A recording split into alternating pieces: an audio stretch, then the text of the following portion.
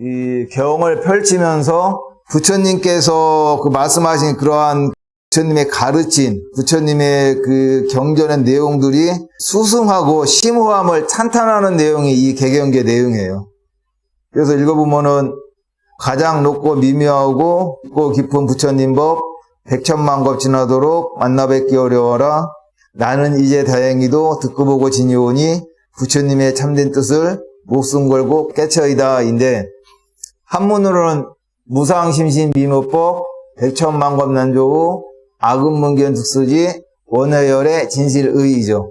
여기서 무상심신 미묘법에서 가장 높고 미묘하고 깊고 깊은 부처님인데, 여기서 무상의 의미는 더 이상 높은 것이 없는 것을 의미해요. 그래서 이제 가장 뛰어난 것이에요. 상이 높다는 뜻이잖아요. 근데 무상이에요. 이 높은 것보다 더 높은 게 없어요. 그러니까는 가장 뛰어나다는 의미가 되겠고, 무상 정등각이라고 하죠. 정등각이 이제 바른 그 깨달음이라는데, 무상 정등각이라고 하면은 그것보다 더 큰 깨달음, 더 바른 깨달음이 없다는 그런 의미가 이제 무상 정등각이에요. 그리고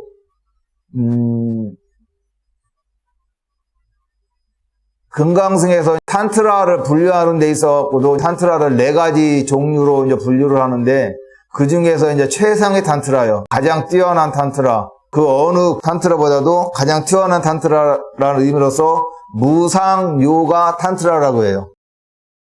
산스크리트로는 아뉴따라 요가 탄트라라고 하는데, 근데 이 무상의 의미는 지금 말씀드린 것처럼 그 어느 것보다도 가장 뛰어나다는 의미가 되겠어요. 부처님 이 당시에 부처님 말고도 다른 많은 그런 사상가들이 있었어요. 그러한 사상가들 중에서 대표적으로 뛰어난 그 사상가들을 육사외도라고 불렀어요. 여기서 이제 이 사자는 스승 사자예요. 6명의 다른 스승님들이요. 부처님께서 가장 큰 스승님이시지만은 부처님 이외에도 다른 6 스승님들이 계셔갖고, 그런 스승님들께서도 이제 많은 가르침을 펴셨는데, 그런 다른 스승님들 가르침 중에서도 가장 뛰어난 가르침이라는 그런 의미에서 무상이에요. 그래서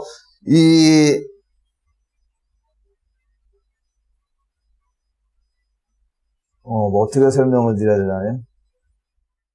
부처님의 이제 깨달음의 동기부터 그 설명을 드려야지만 이 내용을 좀 자세하게 이해를 하실 것 같은데, 여러분들이 생각하실 때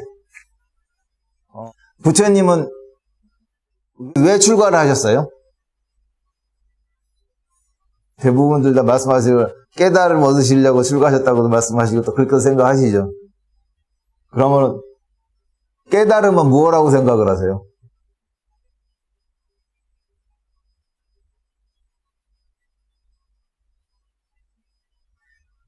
네?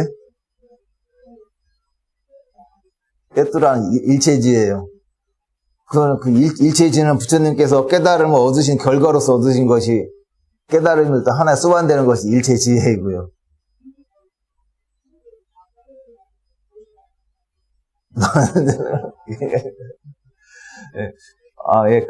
그런데요.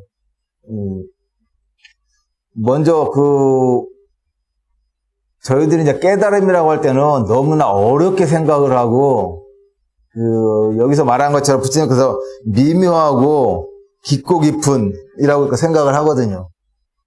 그래서 미묘하다, 그러니까 부처님 법이 그 미묘하다는 얘기는 너무 섬세해서 절대 알 수 없다는 것이 아니라, 아주 이러한 자세한 부분이요, 세세한 부분까지 포괄적으로 아주 넓게 그 설명을 다 해주셨다는 그런 의미이고, 깊고 깊은이라고 또 할 때도 이 깊고 깊다고 하면은 어떠한 사상이나 이론 따위가 깊고 오묘해서 이해하기 어렵다고 이렇게 생각하실 수가 있어요.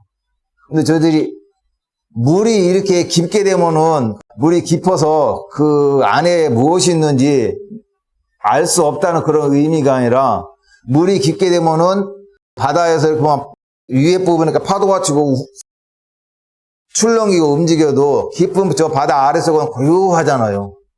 그것과 마찬가지로 이 부처님의 법이 깊고 깊다는 그런 의미는 그만큼 변하지 않는, 다른 어떤 가르침보다도 뛰어나고 바른 가르침이기 때문에 그 움직이지 않는, 변하지 않는 법이라는 그런 의미가 담겨 있어요.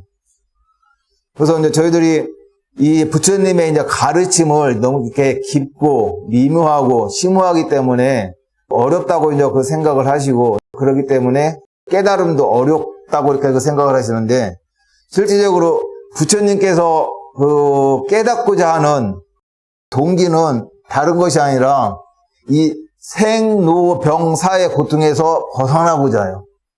부처님께서 출가하신 목적이 뭐냐면은 이 생로병사, 그래서 태어나서 늙고 병들고 죽는 이 괴로움에서 벗어나고자 출가를 하신 것이 되겠어요. 그래서 이러한 그 부처님의 출가 동기, 그 목적을 가장 잘 설명을 하는 것이 사문유관상 있잖아요. 부처님의 그 일대기를 팔상성도로서 그 표현을 했는데, 그 중에 하나가 사문유관상이어갖고, 부처님께서 어리실 적에 카필라상에 동서남북 4개의 문이 있는데, 그 문 밖으로 이렇게 나가서 동쪽 문으로 나가서 이렇게 본 곳은 노인의 모습이요. 노인의 모습이 늙어가는 그런 모습을 보게 됐고, 남쪽 문으로 나가서 이렇게 보게 되니까는 병들어서 죽어가는 그런 모습들, 그리고 그러니까 병든 사람들의 모습들을 보게 됐고, 서쪽 문으로 나가서는 죽어가는 사람들의 모습을 보고, 북쪽 문으로 나가서는 출가 수행자, 승려 사문이죠. 그런 사문의 모습을 보고 생각하기를, 병들어서 늙고 죽는 것을 뛰어넘는 것이 수행의 길이요, 출가 사문의 길이라고 결심을 하시고, 이러한 생로병사의 그런 고통에서 벗어나고자 출가를 결심하게 된 것이잖아요. 근데 실제로 이제 부처님께서 그 태자 시절에 이렇게 동서남북 사대문 밖에 나가서 이렇게 보시고 그런 마음을 결정하셨는지는 잘 알 수가 없어요. 알 수가 없는데, 어떤 이런 부처님의 출가 동기나 그런 목적들을 상징적으로서 이렇게 표현을 한 것이 이 사문유관상이 되겠어요. 그래서 이 생로병사의 고통에서 이제 벗어나고자 이제 출가를 하셔갖고요. 당시 여러 큰 스승님들 밑에서 많은 그 수행들을 하셨어요. 그랬는데, 그러한 그 수행을 통해 가지고서도 이제 이 깨달음, 그 생로병사에서 벗어날 수가 없었거든요. 그 부처님께서 그 수행하는 그 과정에 있어서 부처님의 그 스승님들께서는 수십 년 동안 생을 다 바쳐서 그 얻으신 그러한 그 경지를 부처님께, 그 제자에게 가르쳐 줬는데, 부처님께서는 그러한 그 스승의 경지를 단 몇 주 만에 또는 단 몇 달 만에 그러한 경지를 다 성취를 하신 거예요. 그러다 보니까는 당시에 훌륭했던 여러 스승들로부터는 더 이상 배울 것이 없었어요. 그래서 그런 스승님들을 떠나서 이제 홀로 고행 수행을 하셨는데, 이 고행 수행을 어떻게 하셨는지는 여러분들이 그 부처님과 고행상 있죠. 몸에 살이 다 빠져갖고요. 이 가죽하고 이제 그 뼈가 맞붙어갖고 뼈가 다 이렇게 드러나 보이는 그런 고행상을 통해 가지고서 부처님께서 얼마나 그 힘들게 고행을 하셨나라고 이렇게 그 생각하고 다 짐작을 아마 하실 수가 있으실 거예요. 그런데 그렇게까지 고행을 했는데도 이 생로병사의 고통에서 벗어날 수가 없고 평온한 마음을 얻을 수가 없었어요. 근데 그렇게 고행을 하는 가운데 문득 이 태자 시절에요, 아버지 정반왕을 따라갖고 봄철에 이 농사를 시작을 하면서 이제 춘경제라는 그러한 의식이 있었는데, 그 춘경제에 참석을 해서 나무 밑에서 가만히 앉아갖고 밭 갈고 일하는 농부의 모습을 바라보았을 때, 그때 그 마음이 그렇게 편안하고 평온했다는 것을 떠올리게 됐어요. 근데 그때 생각에, 그 당시에는 이렇게 평온한 마음을 가지려고 특별히 어떤 수행을 한 거나 노력을 하지 않았는데도 평온한 마음이 들었는데, 지금 이렇게 평온한 마음을 갖고자 그렇게 노력을 하고 온갖 수행을 하고 그 심한 그 고행을 하더라도 그때와 같았던 그런 평온한 마음을 얻을 수가 없는 거예요. 그래서 그동안 계속 하시던 그런 고행을 포기를 하고, 어렸을 때 그 춘경제에 가서 그 농부들을 바라보면서 얻었던 그런 평온한 마음, 그러한 마음을 다시 찾고자 고향을 포기를 하고 나란자라 그 강에 가서요, 그 목욕을 하고, 수자타 그 안악내에게 유미주 공양도 받아 드셔서 체력을 회복을 하시게 되었는데, 이 목욕, 그러니까 고행을 하시면서 고행 중에 그 몇몇 부분들은요, 목욕을 하지 않는 거예요, 수행자는요. 뭐 목욕도 하지도 않고요.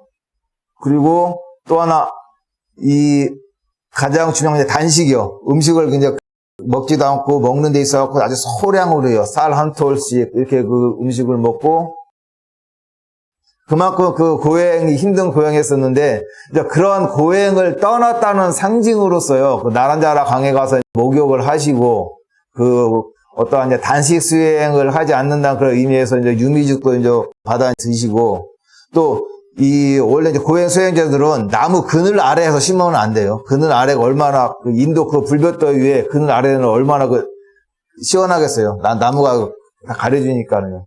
나무 그늘 아래에서도 심으면 안 되는데, 그 보리수 나무 그늘 아래에 앉으셔갖고요. 또 앉으실 때도 그 고행 수행자들은 그 방석 같은 거나 깔고 앉으면 안 돼요. 방석 같은 거를요. 여기 방석 깔고 앉으면은 편안하잖아요. 그래서 방석을 깔고 앉으면 안 되는데, 길상초를 뜯어갖고 길상초를 그 깔아갖고 방석을 만들고 그 위에 앉으셔서 선정에 들어가시거든요.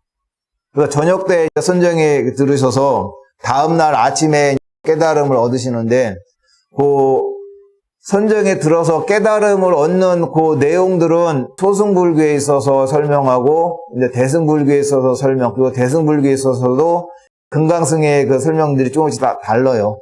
그 내용 부분을 자세히 알고 싶은 분들께서는 이미 이 유튜브에요. 불교대학 강의를 하면서 유튜브에 그 내용들을 올려놨으니까는요. 유튜브에서 그 설명들을 찾아서 이렇게 한번 그 들으시면 될 것 같고요. 아무튼 극단적인 쾌락주의하고 극단적인 그 고행주의를 떠나서 이제 중도를 택하셔서 이제 중도의 길로 보리수 나무 아래 앉으셔서 깨달음을 얻으셨는데, 이때 깨달음을 얻으신 내용이 무엇이죠?